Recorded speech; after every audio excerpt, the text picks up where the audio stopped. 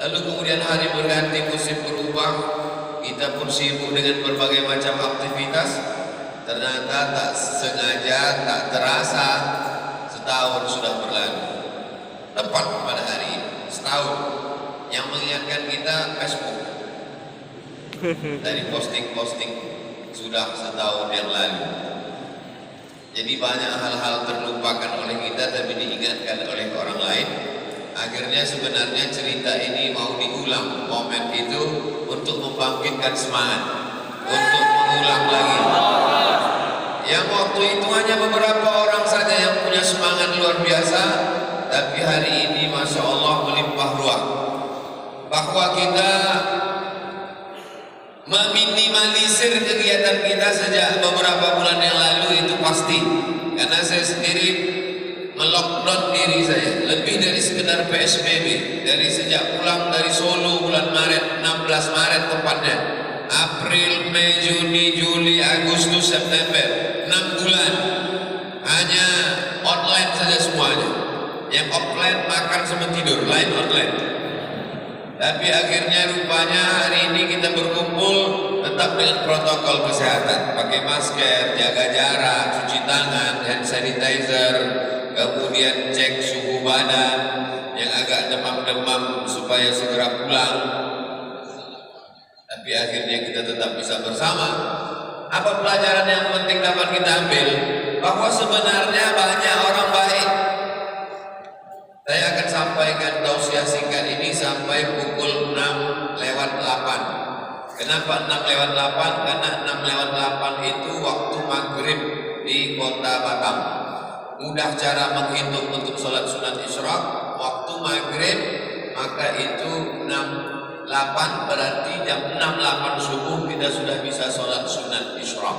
Jadi saya sampaikan ini sebagai bentuk zikir. Karena dalam hadisnya man sholat subha fi jama'atin, sholat subuh berjamaah, summa qa'ada yadhkurullah, habis sholat subuh duduk berzikir niat Allah. Yang paling afdal itu tidak bergeser dari tempat duduk. Tak ada yang bergeser.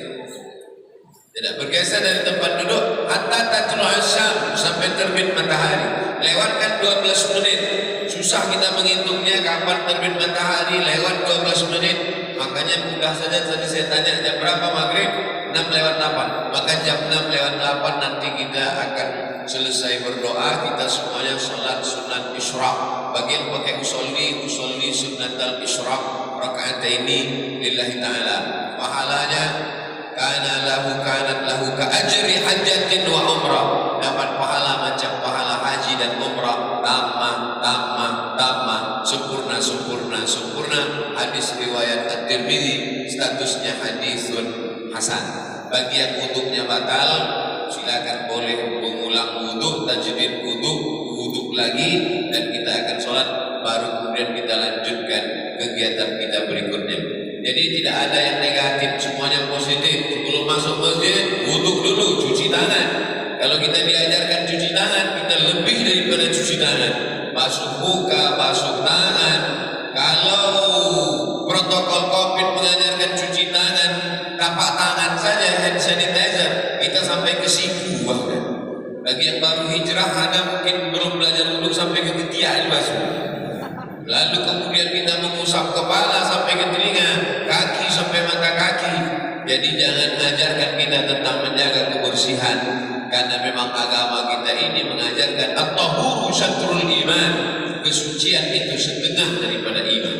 Lalu kemudian kita pula diajarkan firra minal majzum firaraka minal asad, larilah engkau dari penyakit menular seperti engkau lari dari seekor singa.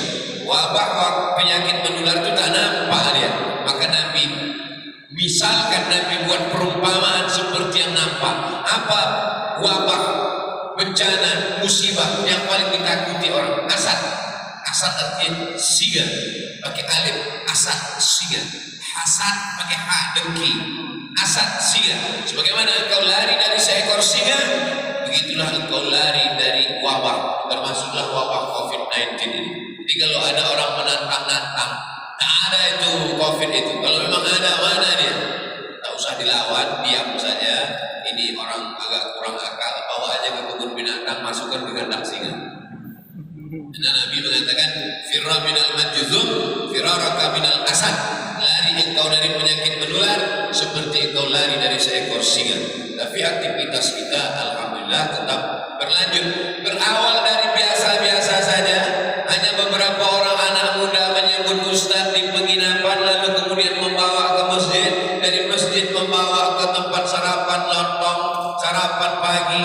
Akhirnya setelah setahun bisa melimpah ruah. Ini adalah karunia besar, menunjukkan bahwa di Batam banyak anak-anak muda yang soleh-soleh, yang baik-baik, tapi kemudian mereka bertebaran, lalu kemudian dikumpulkan oleh sebuah komunitas.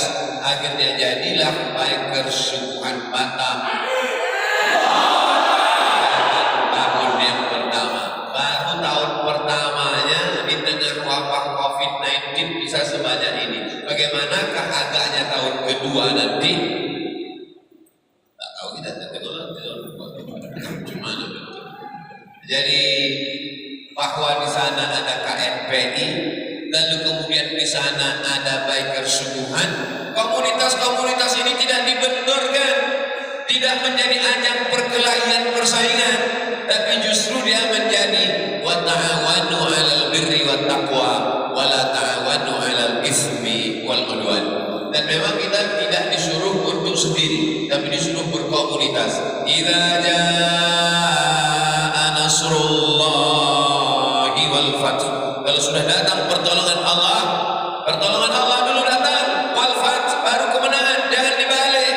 Banyak orang sekarang berpikiran terbalik, dia menang tanpa pertolongan Allah.